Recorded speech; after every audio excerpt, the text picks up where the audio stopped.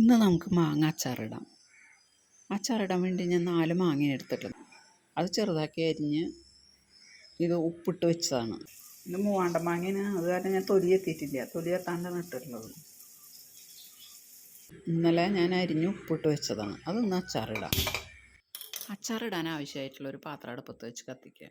അത് ചൂടാവുമ്പോൾ അതിലേക്ക് 5 table spoon എണ്ണ ഒഴിക്കുക. എണ്ണ നല്ലെണ്ണയാണ് വേണ്ടത്. എണ്ണ ചൂടാവുമ്പോൾ അതിലേക്ക് 1 സ്പൂൺ കടുക് ഇടാം. കടുക് പൊട്ടി കഴിയുമ്പോൾ അതിലേക്ക് ഇഞ്ചി ഇടാം.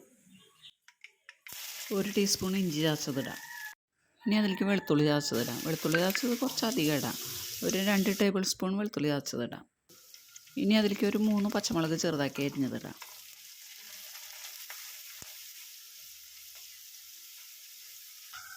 ഇഞ്ചി വെളുത്തുള്ളിയൊക്കെ മൂത്തുണ്ട്. ഇനി ഇതിലേക്ക് 1/4 സ്പൂൺ മഞ്ഞൾപ്പൊടി ഇടാം.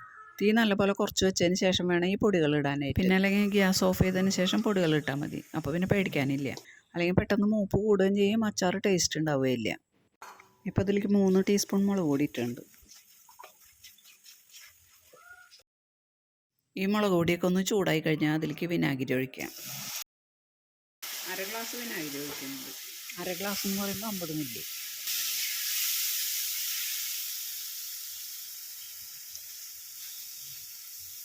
ഇനി ഈ മസാലയിലേക്ക് പാകത്തിനുള്ള ഉപ്പിടാം. മാങ്ങയിൽ നമ്മൾ നേരത്തെ ഉപ്പിട്ട് വെച്ചിട്ടുള്ളതാണ്. അപ്പോൾ ഈ മസാലയിലേക്കുള്ള ഉപ്പ് മാത്രം ഇട്ടാൽ മതി.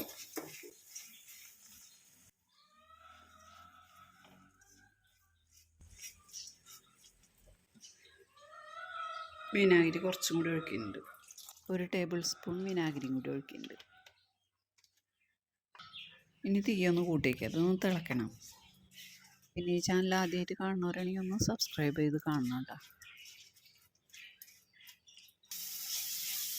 മാങ്ങ അതിരിക്കുക. മാങ്ങ ഇടുമ്പോൾ അതിലുള്ള ഉപ്പ് വെള്ളത്തോടുകൂടി തന്നെ ഇടണം.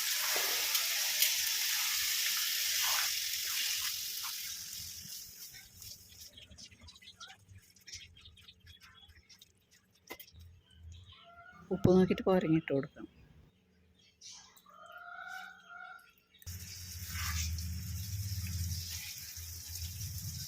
അച്ചാറിനൊരു പ്രത്യേക സ്വാദും മണമൊക്കെ കിട്ടാൻ വേണ്ടിയിട്ട് അതിലേക്ക് കുറച്ച് കടുക് വറുത്ത് പൊടിച്ച് ചേർക്കാം. അതെങ്ങനെ ചേർക്കണമെന്ന് വെച്ച് കഴിഞ്ഞാൽ കടുക് എണ്ണ ഒഴിക്കാണ്ട് വറുത്തെടുക്കുക. അതിന് ശേഷം അത് മിക്സിയുടെ ജാറിലിട്ട് അതൊന്ന് പൊടിച്ചെടുക്കുക. എന്നിട്ട് അതിൽ നിന്ന് ഒരു 1.5 സ്പൂൺ എടുത്തിട്ട് ഈ അച്ചാറിലേക്ക് ചേർക്കാം.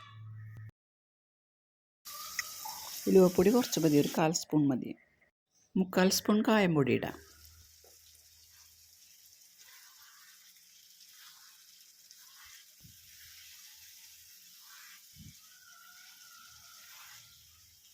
ഓഫ് ചെയ്യാം.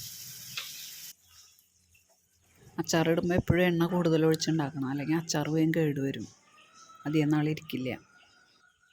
പിന്നെ അച്ചാർ കുപ്പിയിലേക്ക് വേർത്തുമ്പോൾ അച്ചാറിൻ്റെ മീതെ എണ്ണ തെളിഞ്ഞ് നിൽക്കണം. അതാണ് അച്ചാറിടുമ്പോൾ എണ്ണ കൂടുതൽ ഒഴിക്കണം എന്ന് പറയുന്നത്. അപ്പോൾ അച്ചാർ കേടുവരാണ്ടിരിക്കുകയും ചെയ്യും.